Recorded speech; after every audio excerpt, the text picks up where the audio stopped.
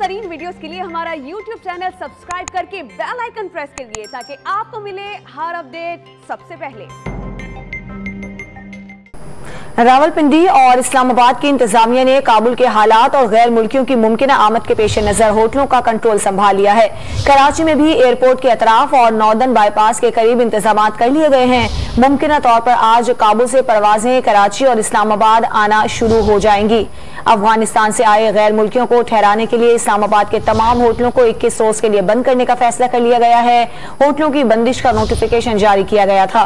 रावलपिंडी इंतजामिया ने भी जिले भर के 148 होटलों का कंट्रोल संभाल लिया है।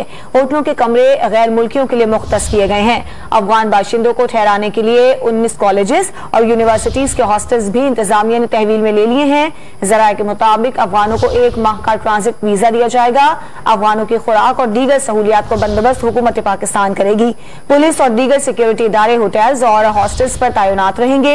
इस्लामाबाद इंतजामिया के नोटिफिकेशन में कहा गया है कि अफगानिस्तान की सूरत हाल के पेश नजर हजारों अफराद का इनखला अमल में आ रहा है।